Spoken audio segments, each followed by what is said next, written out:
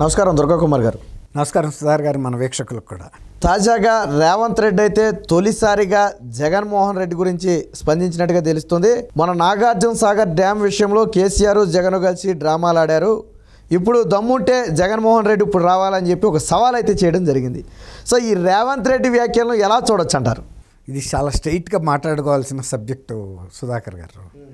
ఎందుకంటే ఇది జగన్మోహన్ రెడ్డి గారు, కేసీఆర్ గారు గత ఎలక్షన్లో ఆడిన ఆఖరి డ్రామాగా దీన్ని చెప్పుకోవచ్చు. అంతకుముందు ఎన్నో రకాల సహాయం చేయటానికి జగన్మోహన్ రెడ్డి గారు ప్రయత్నించాడు. జాకీలు పెట్టి కేసీఆర్ గారిని పడిపోకుండా లేపాలని ఎన్ని విధాల ప్రయత్నాలన్నీ అన్ని విధాలు చేశాడు. కానీ ఆఖరికి ఆయనకు వచ్చిన ఇంటెలిజెన్స్ రిపోర్ట్స్ కానీ ప్రజల క్షేత్రస్థాయిలో ఉన్న విషయం ఏంటంటే కాంగ్రెస్కే ఎడ్జ్ ఉంది, బీఆర్ఎస్ గెలిచే పరిస్థితి కనపట్టలేదు అని. అప్పుడు ఒక అల్టిమేట్గా ఇప్పుడు ఆయన చెబుతున్నాడు కదా అర్జునుడిని, ఒక రాంబాణం లాంటివి ఒక అస్త్రం తీశాడు, బ్రహ్మాస్త్రం. అదేంటంటే ఈ తెలుగు రాష్ట్రాలు విడిపోయినాయే ఒక భావోద్వేగమైన పరిస్థితిలో విడిపోయినాయి. కాబట్టి అట్లాంటి భావోద్వేగాన్ని కనుక ఈ అర్ధరాత్రి కనుక లేపితే ఎలక్షన్కి ముందు అది పెట్రోల్ పోసి అంటించినట్టుగా తెలంగాణ అంతా అంటుకుంటాయి ఆ మంటలు బీఆర్ఎస్కి అనుకూలంగాను, కాంగ్రెస్కి వ్యతిరేకంగాను, రేవంత్ రెడ్డికి వ్యతిరేకంగాను వచ్చి ఫలితాలు చివరిగా తారుమారైపోతాయి అనుకున్నాడండి ఆయన. ఇక ఆఖరి అస్త్రం బ్రహ్మాస్త్రం వదిలేడు. అది ఎట్లా ఏం చేస్తే భావోద్రేకాలు పెట్టరేగిపోతాయి తెలంగాణలో. అసలు అప్పటికి ఎన్నికల సంఘం అనేక జాగ్రత్తలు తీసుకుని లా అండ్ ఆర్డర్కి సంబంధించి చాలా ప్రశాంతమైన వాతావరణంలో ఎన్నికలు జరపడానికి అనేక చర్యలు తీసుకుంది.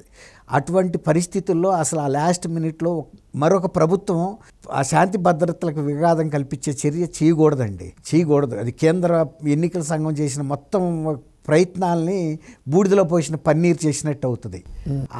అంత కూడా తెగబడ్డాడు. అది ఎలక్షన్స్ కమిషను కాగ్నిజెన్స్ ఇది నేరం అని దాని మీద దృష్టి పెట్టలేదు. కానీ పెట్టి ఉంటే గనక పోలీస్ అధికారులు బలయ్యేవాళ్ళు, ఆంధ్రప్రదేశ్కి చెందిన పోలీస్ అధికారులు.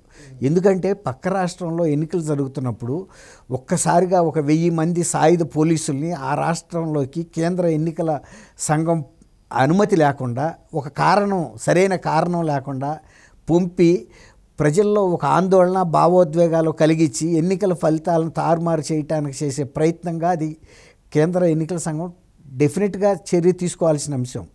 కానీ దాని మీద దృష్టి పడలేదు. ఎందుకంటే వాళ్ళు పేల్చిన బాంబు పేల్ల అది ఒక రకంగా రేవంత్ రెడ్డి గారే దాన్ని నీరు గార్చింది కూడా. ఆయన ఇంకొకళ్ళు అయితే ఉద్రేకపడేవాళ్ళు, ఏంటి నా ఛాన్సెస్ దెబ్బతింటాయి ఇట్లాంటి చర్య మూలన ప్రజల భావోద్వేగంతో బీఆర్ఎస్ ఓట్లు వేస్తే కాంగ్రెస్ దెబ్బతింటుందని. కానీ ఆయన చాలా స్థితప్రజ్ఞతగా వ్యవహరించి సంయమనంతో వ్యవహరించి ప్రజలకు ఒకటే చెప్పాడు, మీరేమీ కంగారు పడొద్దు, నాగార్జున సాగర్ డ్యామ్ను ఎవరు ఎత్తుకుపోలేరు, నాగార్జున సాగర్ గేట్లని ఎవడో పీక్కుపోలేడు, నాగార్జున సాగర్లో నీటిని ఎవడో ఎత్తుకుపోలేడు, ఇది కేవలం రాజకీయం కోసం చేసిన దుశ్చర్య. ఇది మీరు ఎవరు కూడా ఆవేశపడకండి, అక్కడ ఏమీ జరగదు, ప్రశాంతంగా మీరు ఓటింగ్ మీద దృష్టి పెట్టి మీ ఓట్లు మీరు సద్వినియోగం చేసుకోండి, ఎవరికి వేయదలుచుకున్నారు వాళ్ళకి, ఆ తర్వాత మనం చూద్దాం ఈ వ్యవహారం అని ఆ రోజు వాళ్ళందరినీ కూడా ఒక సంయమనపరిచాడు. అసలు మామూలుగా ఇంకొకళ్ళైతే కంగారు పడిపోయి దాన్ని ఒక ఇష్యూ చేసేవాళ్ళు. అప్పుడు కేంద్ర ఎన్నికల సంఘం దృష్టికి కూడా వెళ్ళేది. ఆయన నిప్పు అంటుకోకముందే నీళ్లు చల్లేశాడు కదండి. అక్కడ కనుక మంటలు లేచినాయి అనుకోండి, నాగార్జున సాగర్లో డ్యామ్ మీద మంటలు లేచి కనుక ఆ ప్రభావం కనుక ఎన్నికల మీద చూపిస్తే అప్పుడు కేంద్ర ఎన్నికల సంఘం చర్య తీసుకునేది, ఎంటర్ అయ్యేది.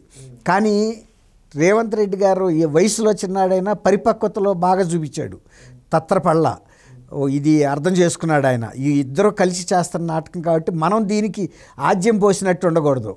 అంటే అగ్నిలో నెయ్యి వేస్తే ఇంకా మండుతుంది కదండి.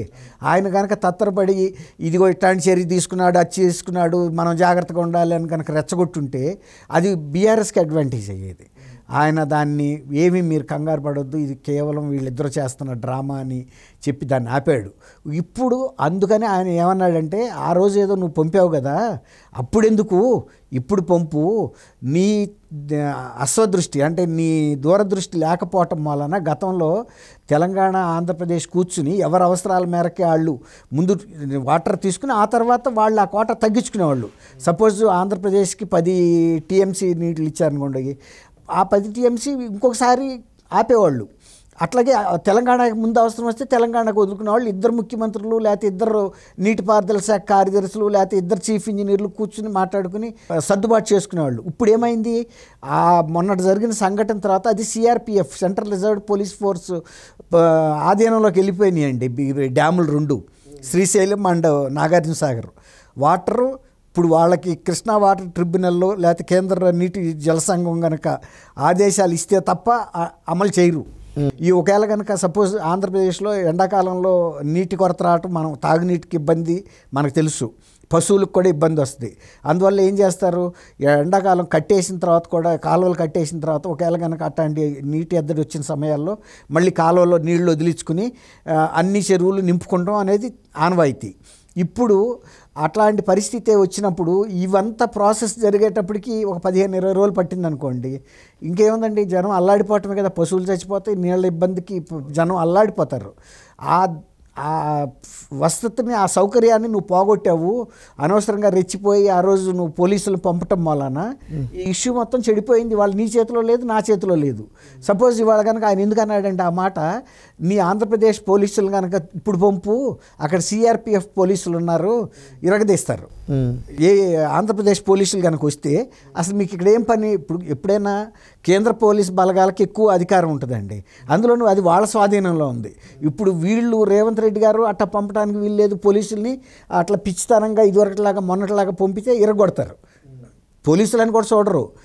కేంద్రం బాధ్యత అప్పచెప్పింది సిఆర్పిఎఫ్కి, ఇక్కడికి ఎవడు రాకూడదు, ఈ గేట్లు ముట్టుకోకూడదని. ఆయన కనుక ఇవాళ కనుక ఆ పనే చేస్తే నలిగిపోయేది పోలీసులు, దెబ్బలు తినేది. ఆ దెబ్బలు తినే పోలీసులు అయిన తర్వాత ఆ ఇన్సిడెంట్ ఎక్కడికి వెళ్తుందని మళ్ళీ కేంద్ర హోంశాఖకి వెళ్తుంది. వెళ్ళినప్పుడు ఆ డీజీపీలను అడుగుతారు, ఏమయ్యా నువ్వేం అధికారం ఉందని నువ్వు పంపించావు, ఇవాళ అదిగో చూడు పోలీసులకి ఎట్లాంటి దెబ్బలు తగిలినాయో, ఎంతమంది చచ్చిపోయారో పోలీస్ కాల్పుల్లోనూ అని పోలీసుల మీద చర్య తీసుకుంటారు. అట్లాగే ఆ రోజు కూడా కేంద్ర ఎన్నికల సంఘం కనుక కళ్ళు తెరిచుంటే తేడా వచ్చేదండి. డీజీపీల మీద చర్య తీసుకోవచ్చు. ఒక ఎన్నికలు జరుగుతున్న రాష్ట్రాల్లోకి ఆ శాంతి భద్రతలకు విఘాతం కలిగించే విధంగా పోలీసుల్ని అనుమతి లేకుండా పంపటం అనేది ఒక దుందుడుకు చర్యే. అందువల్లే ఆయన వాళ్ళ అంత స్పష్టంగా ఒక ప్రకటన చేశాడు. ఒక రకంగా జగన్మోహన్ రెడ్డి గారు చేసిన ఆ దుశ్చర్యని వాళ్ళ 2 రాష్ట్ర ప్రజల ముందు కూడా ఎక్స్పోజ్ చేశాడు. ఇప్పుడు చెబుతున్నాడు తెలంగాణ వాళ్ళకు కూడా, ఆ రోజు ఈ విధంగా పంపించాడు పోలీసులు రాత్రిపూట, ఆంధ్ర వాళ్ళకు కూడా చెబుతున్నాడు, ఇప్పుడు మీ వాడు చేసిన దుందుడు చర్య వలన ఇవాళ మీకు నీళ్ళు రమ్మంటే, నాకు నీళ్ళు రమ్మంటే ఇమీడియట్గా మనిద్దరం ఒప్పుకుంటే గేట్లు ఎత్తే పరిస్థితి ఉండదు. ఈ అధికారం ఏదో పిట్టపోరు పిల్లి తీర్చిందంటారు చూసారా, ఈ విధంగా ఇవాళ కేంద్ర దీనికి వెళ్ళిపోయింది. కేంద్ర జల సంఘానికి, కేంద్ర నీటిపారుదల లేకపోతే సిఆర్పిఎఫ్ సెంట్రల్ రిజర్వ్డ్ పోలీస్ చేతుల్లోకి వెళ్ళిపోయినాయి మొత్తం. ఇవాళ వీళ్ళు ఎవరు ఏం మాట్లాడటానికి లేదు. అది ఆయన ఆ దుందుడుకు చర్య, లేకపోతే అవగాహన లేని చర్య మూలాన 2 రాష్ట్ర ప్రజలకి ఎంత విఘాతం వచ్చింది, ఎంత నష్టం జరుగుతుందని ఇవాళ ఆయన ప్రకటన ద్వారా చెప్పదలుచుకున్నాడు. అది ప్రజలకు అర్థమవుతుంది ఇప్పుడు. ఆ రోజు చేసింది, ఓహో ఇది చేశాడా, అనవసరం కదా ఆ రోజు ఆ రాత్రిపూట ఎందుకు పంపించాడు, కేవలం రాజకీయ లబ్ధి బీఆర్ఎస్కి రావాలనేది ఇవాళ ఆంధ్ర ప్రజలు కూడా అర్థం చేసుకుంటున్నారు. ఇన్ని అది 2 రాష్ట్రాల ప్రజలకు కూడా ఒక అవగాహన అయితే చిక్కిందండి.